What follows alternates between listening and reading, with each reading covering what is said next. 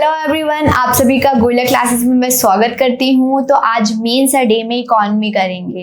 तो इकोनॉमी का previous year, ये यूपीएससी का क्वेश्चन है। प्रीवियस ईयर क्वेश्चन मैं आपके लिए लेके आई हूँ।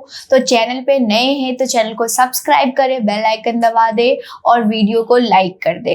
राइट, तो आज हम स्टार्ट करते हैं। जो क्वेश्चन है हमारा आज का, what are the reason of introduction of fiscal responsibility and budget management, जिसको FRBM के नाम से जानते हैं हम। ये एक्ट है 2003 में।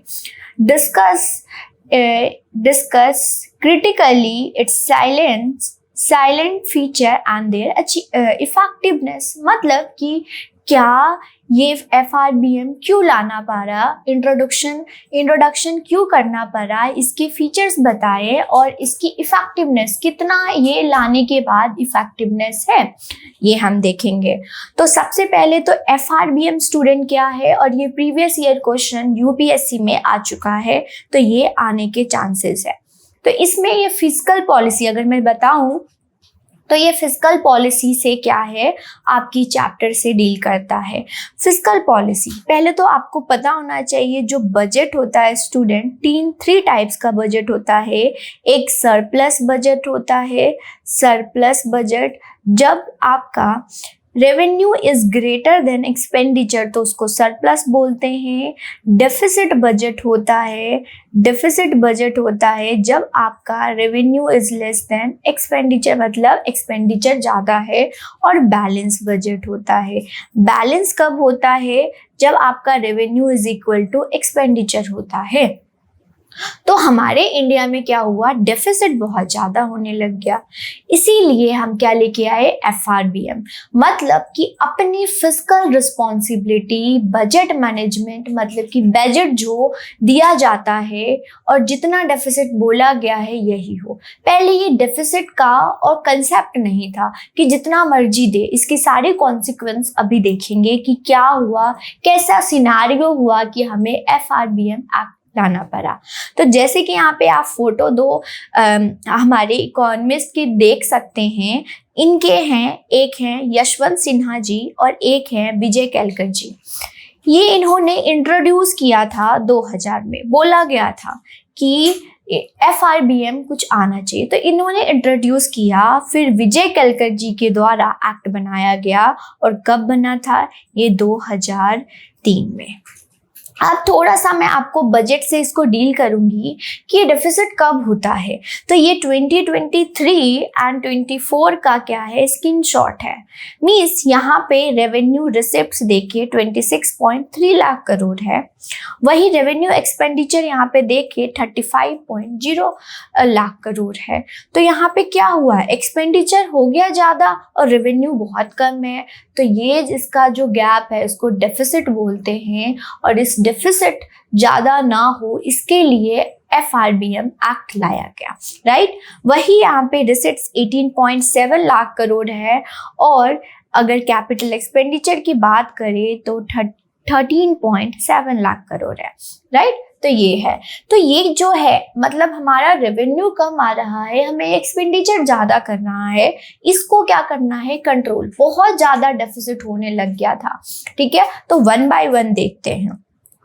और आपको ये डेफिसिट 3 टाइप्स के, थोड़ा सा मैं आपको बताऊं, 3 टाइप्स ऑफ डेफिसिट होता है। Fiscal deficit, revenue deficit, primary deficit. Right, effective deficit भी होता है, मॉनेटरी डेफिसिट भी होता है स्टूडेंट। ये 5 टाइप के डेफिसिट होता है। लेकिन जब बजट की बात करते हैं तो ये 3 जो डेफिसिट हैं वही क्या होता है, आता है। तो आपका प्राइमरी डेफिसिट, रेवेन्यू डेफिसिट और फिस्कल डेफिसिट। तो ये तय किया जाता है कि कमिंग ईयर में हम कितना डेफिसिट रखेंगे।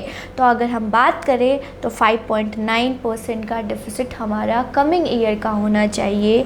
रेवेन्यू डेफिसिट 2.9% और प्राइमरी डेफिसिट 2.3%। तो आपको एक बार पता चल गया कि FRBM जो हमारा डेफिसिट होता था, डेफिसिट जो ये प्रकार की है, ये क्या है। उन्होंने बोला कि आपका ये डेफिसिट कितना परसेंटेज रहना चाहिए। राइट, जो चले स्टार्ट करते हैं। Fiscal responsibility and budget management act लाया गया, जिसको FRBM एक्ट के नाम से जानते हैं। एक्ट है तो parliament of India, right. Financial discipline, financial पैसों का कितना होना चाहिए, कितना आएगा, कितना एक्सपेंडिचर करेंगे वो। Reduce the fiscal deficit, fiscal deficit अभी बताया, मतलब कि FRBM क्यों लाया गया, ताकि हम फाइनेंशियल डिसिप्लिन करके लाए, हमारा जो फिस्कल डेफिसिट होना चाहिए वो कम होना चाहिए। और macro economic management, macro economic management means हमारे इन्फ्लेशन को कम करना है, फॉरेन रिजर्व्स को बढ़ाना है, एम्प्लॉयमेंट का जनरेशन करना है, तो ये सब चीज़ें। To overall management of public fund, public fund means कि कितना रेवेन्यू आ रहा है, कितना एक्सपेंडिचर कर रहा है public fund, by the moving toward the balance budget. हमें क्या लेके जाना है, बैलेंस बजट, मतलब कितना रेवेन्यू आएगा और हम कितना खर्चा करेंगे, दोनों बैलेंस होना चाहिए। और तो और हमें रेवेन्यू डेफिसिट सरप्लस में लेके जाना है। चले देखते हैं, तो आपको FRBM का इंट्रोडक्शन पता हो गया। फिर देखते हैं fiscal responsibility is essential to creating a better stronger, मतलब कि फिस्कल रिस्पॉन्सिबिलिटी क्या है, बहुत एसेंशियल है, बहुत ज़रूरत है, ताकि हम इकोनॉमी को स्ट्रॉन्ग कर सके, राइट।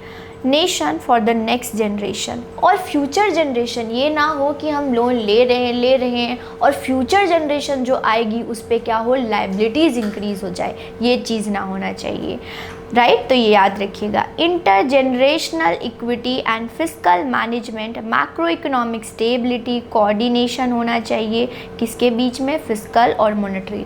हमेशा याद रखिएगा किसी एक पॉलिसी से वर्क नहीं करेगी इकोनॉमी, दोनों, चाहे वो फिस्कल पॉलिसी हो या मॉनेटरी पॉलिसी हो, दोनों काम करेंगी, ताकि तब जाके हमारा क्या होगा, फिस्कल रिस्पॉन्सिबिलिटी क्या होगा, मेंटेन होगा। ट्रांसपेरेंसी इन फिस्कल ऑपरेशन, मतलब कि कितना पैसा आ रहा है, कितना खर्चा करोगे, इसमें ट्रांसपेरेंसी होनी चाहिए। इसमें ये नहीं होना चाहिए हमारा डेफिसिट इंक्रीज़ ही हो रहा है, ट्रांसपेरेंट होना चाहिए, ओके। ट्रांसपेरेंट कि आपका खर्चा कितना हुआ, आपने एक्सेस क्यों किया, कहाँ किया, सारे आंसरेबल होने चाहिए, राइट। तो फिस्कल रिस्पॉन्सिबिलिटी यही है। नेक्स्ट हम देखेंगे, अब ये लाया फिस्कल रिस्पॉन्सिबिलिटी किसके लिए, ताकि ट्रांसपेरेंट सिस्टम हो सके, कहाँ से पैसा आ रहा है, कहाँ कर रहे हैं, ये बताओ। इक्विटेबल डिस्ट्रीब्यूशन होना चाहिए डेट ओवर द ईयर, ये नहीं होना चाहिए कि हम क्या कर रहे हैं, डेट ट्रैप में फंस रहे हैं। डेट ट्रैप स्टूडेंट वो सिचुएशन होता है जहाँ पे हम इंटरेस्ट पेमेंट करने के लिए भी लोन ले रहे हैं, मतलब कि हर एक साल में लो फिस्कल रिस्पॉन्सिबिलिटी इन्होंने बोला कि लो आप, लेकिन इतना भी ज़्यादा मत लो कि हम डेट ट्रैप में फंस जाए, राइट। ये है fiscal stability in the long time में हमारा क्या होना चाहिए, बैलेंस बजट होना चाहिए, इतना डेफिसिट नहीं होना चाहिए। फिर मैक्रो इकोनॉमिक फ्रेमवर्क, हमारा मैक्रो इकोनॉमिक जो भी वेरिएबल है वो स्टेबल रहे। फिर उन्होंने बोला कि medium term fiscal policy statement and fiscal policy statement, मतलब कि क्या होना चाहिए, स्टेटमेंट बनाओ कि आपकी क्वार्टरली या एनुअली कितना हो रही है, कितना डेफिसिट हो रहे हो, ये सारी रिपोर्ट क्या करो, सबमिट करो, राइट। तो इन सब चीज़ों के लिए FRBM एक्ट लाया गया। अब देखे हैं FRBM ऐसा क्या सिचुएशन थी इकोनॉमी में कि हमें FRBM लेके आई। तो मैं आपको सिनेरियो बताती हूँ। हुआ ऐसे था कि हम 1991 की पॉलिसी लेके आए, बहुत ज़्यादा रिफॉर्म हुआ, सबको पता है, LPG पॉलिसी लेके आए। अब उसमें क्या हुआ कि हमने क्या किया, अपनी एक्सपेंडिचर बढ़ा दिया, अननेसेसरी एक्सपेंडिचर करने लग गए, सैलरी बढ़ाने लग गए, या फिर बहुत कुछ ऐसा सिचुएशन हो गया कि हमारी डेफिसिट जो है बहुत ज़्यादा इंक्रीज़ हो गया। देखिए यहाँ पे हाई रेवेन्यू डेफिसिट। अब रेवेन्यू डेफिसिट की बात करूँ तो वो रेवेन्यू मीन्स हमारा डे टू डे, प्रतिदिन का हमारा एक्सपेंडिचर होता है रेवेन्यू, मतलब ये कभी भी आपका डेफिसिट नहीं जाना चाहिए। आप प्रतिदिन खाने पीने के लिए भी कर्जा ले रहे हो तो आप कहाँ स्टेबल रहोगे, राइट। तो ये होता है। कभी भी हाई रेवेन्यू डेफिसिट नहीं होना चाहिए ड्यू टू हायर एक्सपेंडिचर। मतलब अगर हम बताएं हमारा रेवेन्यू डेफिसिट बहुत ज़्यादा होने लग गया क्योंकि हमने एक्सपेंडिचर स्टार्ट कर दी थी सब्सिडीज़ पे, सैलरीज़ पे, डिफेंस पे। अब क्या हो गया, force government make a big borrowing from the early 90s। जैसे मैं आपको बताऊं 1990 ऐसी सिचुएशन थी जहां पे हमारे एक्सपेंडिचर बहुत ज़्यादा हो गया। और रेवेन्यू डेफिसिट होता है जो आप यहाँ पे एक्सपेंडिचर सब्सिडीज़ पे, सैलरीज़ पे, पेंशन पे, डिफेंस पे, इस पे हमने बहुत खर्चा करने लग गए तो हमारी बोरोइंग क्या हो गई, इंक्रीज। वही हम यहाँ पे देखें borrowing again produce high interest payment. अब बोरोइंग आया, हम एक तो लोन प्रिंसिपल अमाउंट, ऊपर से हमें इंटरेस्ट भी तो पेमेंट करना है, तो इंटरेस्ट हमारा हाई होने लग गया। High interest payment become the largest expenditure of the government. जब एक बार आ गया तो बहुत ज़्यादा पेमेंट और ये लार्जेस्ट एक्सपेंडिचर हो गया गवर्नमेंट का।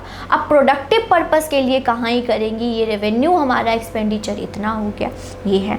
फिर और क्या हुआ, हाई फिस्कल डेफिसिट सेंटर और स्टेट एट, मतलब सेंटर की बात करें तो 6% और स्टेट दोनों कंबाइन की बात करें तो हमारा 8% तक क्या हो गया था, फिस्कल डेफिसिट। और मैं आपको बताऊं FRBM एक्ट बोलते हैं कि आपको 3% से ज़्यादा नहीं करना चाहिए डेफिसिट, और आप यहाँ पे देखें तो 8% क्या हो गया है, डेफिसिट हो गया। तो ऐसे कैसे होगा, तो ये सब रीज़न था कि हम FRBM। और रीज़न देख लेते हैं, rising government borrowing, high interest payment seriously eroded the physical health, हमारी हेल्थ मतलब पैसों का हेल्थ बहुत ख़राब हो गया। High physical deficit not only threaten physical stability of the nation but also raise the risk of credit default. Means मतलब कि हमने तो क्या किया, हमारे डेफिसिट इंक्रीज़, मतलब एक तो टेंशन है ही, और क्या हो जाएगा, हमारी क्रेडिट डिफ़ॉल्ट, मतलब कि हम उसको पे कर पाएंगे या नहीं कर पाएंगे। सबसे बेस्ट एग्जांपल पाकिस्तान और श्रीलंका, उन्होंने लोन तो ले लिया, फिर उन्होंने क्या किया, रीपेमेंट नहीं किया, तो उनकी जो डिफ़ॉल्ट पेमेंट वो हो गए। अब उनको बात माननी पड़ रही चाइना की, तो ऐसा सिचुएशन नहीं होना चाहिए। ठीक है स्टूडेंट, नेक्स्ट देखिए, high government borrowing and debt severely impact the health of the, और जैसे बोरोइंग गवर्नमेंट ने बहुत करने लग गए तो हमारी जो हेल्थ किस चीज़ की, इंडियन इकॉनमी की ख़राब हो गई, क्योंकि हमने फाइनेंशियल स्टेबिलिटी क्या हो गई हमारी ख़राब। हम डेट ट्रैप में फंस रहे हैं, हम बोरोइंग, मतलब दिन तो डे बाय डे भी एक्सपेंडिचर करने के लिए हमें बोरोइंग करना पड़ रहा है, तो ये सिचुएशन आ गया। ठीक है, और देखते हैं FRBM board focus physical discipline and provide benchmark. याद रखिएगा, अब देखिए ये सारे रीजंस थे ताकि हम FRBM एक्ट लेके आए। अब FRBM लेके आए तो ये बेंचमार्क क्या होता है, इन्होंने बोला फिजिकल जो आपका डेफिसिट है ये 3% होना चाहिए, रेवेन्यू डेफिसिट आपका 0 होना चाहिए और इसको सरप्लस में लेके आएंगे, आपका टैक्स जो है वो ज़्यादा होना चाहिए। तो यहाँ पे लिखा हुआ है बेंचमार्क, मतलब डिसाइड किया गया। अब जैसे कि मैंने फर्स्ट स्क्रीन पे आपको दिखाया था कि हमारा जो फिजिकल डेफिसिट जो हमारा होना चाहिए वो कितना होना चाहिए, 5.9%। तो ये क्या है, बेंचमार्क है, इससे ज़्यादा आप नहीं बढ़ सकते हो, राइट। तो ये हो जाता है, तो benchmark. The need for physical management including FRBM, तो हम क्या लेके आए, FRBM, ताकि हमारा फिजिकल मैनेजमेंट हो सके, कितना रेवेन्यू आ रहा है, कितना हम एक्सपेंडिचर कर रहे हैं।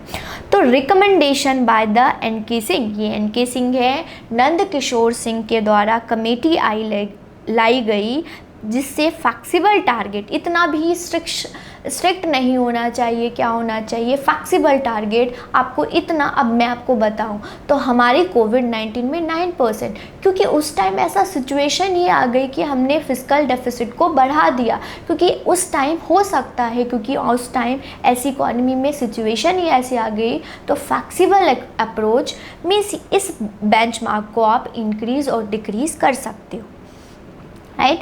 क्रिएशन ऑफ फिस्कल काउंसिल, हमने काउंसिल बताई, एक्सपर्ट कमेटी लेके आए, और reduction of combined debt to GDP. Debt to GDP student क्या होता है, पूरे जीडीपी का आप कितना कर्जा ले रहे हो वो हमेशा रिड्यूस होना चाहिए। अगर आ जाता है टैक्स टू जीडीपी, मतलब टैक्स हमारा इंक्रीज होना चाहिए जीडीपी में, राइट। तो ये होता है रेशो ऑफ सेंटर और स्टेट, और हर बार आप देखोगे सेंटर का डेफिसिट भी आता है और स्टेट का भी डेफिसिट आता है, इससे ज़्यादा आप नहीं कर सकते 2023। ठीक है, आगे चलते हैं। आगे क्या है, अब शॉर्ट कमिंग, मतलब कि कितनी इफ़ेक्टिवनेस फिस्कल, यही क्वेश्चन था, कितनी इफ़ेक्टिवनेस हुई है। तो फिस्कल डेफिसिट हमारा जो है 3% हमने सोचा था, और ये कभी अचीव नहीं हुआ है, ये कभी नहीं अचीव हुआ of the centre. No explicit justification for the number, उन्होंने अब तक बताया नहीं है कि हमारा फिस्कल डेफिसिट। बट मैं स्टूडेंट आपको बताऊं, हमारी कोविड-19 पहले से 4% डेफिसिट चला गया था, लेकिन कोविड-19 आ गया। अब यहाँ पे ये भी शॉर्ट कमिंग है, 2008 में एक बिगेस्ट क्राइसिस आई, इस वजह से आ गया। कोविड-19 हो गया, इस वजह से ये शॉर्टफॉल हो गया, मतलब हम 3% का टारगेट नहीं। मैं आपको बताऊँ तो कोविड-19 में 4% पहले, कोविड-19 के पहले 4% पे हम चले गए थे, बट वो अब 9% पे चले गए और फिर हम स्टेबल हो रहे हैं। तो हमने जो 3% का टारगेट रखा था वो तो हम अचीव कर ही नहीं पा रहे हैं। तो ये होता है no flexibility in the act to D a cyclical shock. अब हमने सोचा कि हम 3% लेके आएंगे, बट देखिए इकॉनमी में क्राइसिस आई, 2008 का क्राइसिस आपको पता है, कोविड-19 आ गया 2020, इस वजह से हमने जो सोचा था वो हम अचीव नहीं कर पा रहे हैं। There is a no mechanism like fiscal accountability council in the review of performance. ऐसा कोई भी अकाउंटेबिलिटी नहीं होता है कि वो बताए कि आपका डेफिसिट कहाँ है, या फिर रिपोर्ट, मतलब ऐसा कुछ अभी तक इम्प्लीमेंट नहीं किया गया है कि वो अकाउंटेबल हो और वो करेक्ट फिगर बताए, राइट। नेक्स्ट अब देखते हैं, अब इसके लिए finance commission has mandated greater devaluation. Finance commission, 15 finance commission devaluation, मतलब कि वो शेयर देती है। इन्होंने रिकमेंडेशन दिया था कि जो भी बजट है, जो भी जितना भी डेफिसिट होता है वो आप एक्चुअल प्रेजेंट करो। तो मतलब फाइनेंस कमीशन जो है वो devaluation of taxes to the state, उन्होंने शेयर्स क्या दिया, स्टेट को ज़्यादा। Change are required in term of appropriating the debt between centre और स्टेट, मतलब इनकी जो थी इतनी रिकमेंडेशन, वो इतनी इफ़ेक्टिवनेस नहीं हुई। जो FRBM है वो आउटडेटेड हो चुका है, कुछ एक्सपर्ट कमेटी आनी चाहिए, कुछ इसमें क्या होना चाहिए, ज़्यादा क्या होना चाहिए, ज़्यादा इम्प्रूवमेंट होना चाहिए, मॉडर्नाइजेशन होना चाहिए। तो ये है स्टूडेंट। तो आपने देखा फिस्कल रिस्पॉन्सिबिलिटी बजट मैनेजमेंट होता क्या है, क्यों लाया गया, और ये कितनी इफ़ेक्टिवनेस है, ये है, राइट। तो ये याद रखिएगा। और जो कमेटी वर्क करती हैं वो क्या है, फाइनेंस कमीशन कमेटी वर्क करती हैं, जो हमारे 15 फाइनेंस कमीशन चल रही हैं, जो कि 2026 तक रहने वाली हैं, जिनके चेयरपर्सन नंद किशोर सिंह, जो कि NK सिंह से फेमस हैं, जिसको आपको फ़ोटो भी। अब स्टूडेंट, बहुत स्टूडेंट का डाउट होता है कि मैम हमें फुल कोर्स लेना है। तो स्टूडेंट आपको अगर फुल कोर्स हमारे बाय करना है तो हमारी टेस्ट सीरीज़ अगर आप लेते हैं तो वो 2999 पड़ेगा, वेरी कॉस्ट इफेक्टिव है। अगर आप हमारे कॉम्बो सारी लेक्चर लेते हैं, इसमें टेस्ट सीरीज़ भी होगा, प्लस आपका government account and audit 1 to 8 discussion भी होगा, इसके साथ स्टडी मटेरियल्स भी होंगे, आपको पढ़ाया जाएगा और स्टडी मटेरियल्स दिया जाएगा। अब अगर मैं बात करूं तो हमारी जो है क्लासेस प्रॉपर आपकी क्लासेस होगी, आपकी जो कॉपी आंसर राइटिंग करते हो उसकी चेक होगी, प्रॉपर होमवर्क दिया जाता है कि आप एक्स्ट्रा क्वेश्चंस लिखे, आप सबमिट करें, चेकिंग होती है टोटल। फिर अगर आपको बहुत सारी इन्फॉर्मेशन, बहुत सारे, क्योंकि डेट आनी है या फिर कोई भी इन्फॉर्मेशन होता है, तो आप टेलीग्राम चैनल को हमारे ज्वाइन करें, आपको पूरा अप टू डेट रहेंगे इस पे आप। देन आज की क्लास, आज की मेन डे में हमने फिजिकल रिस्पॉन्सिबिलिटी, बजट मैनेजमेंट देखा। नेक्स्ट अब हम देखेंगे, अगर आपको किसी टॉपिक पे लगता है कि क्वेश्चन चाहिए तो आप कमेंट सेक्शन में ज़रूर पूछें, और चैनल पे नए हैं तो चैनल को सब्सक्राइब करें, बेल आइकन दबा दें एंड इस वीडियो को लाइक कर दें। Thank you.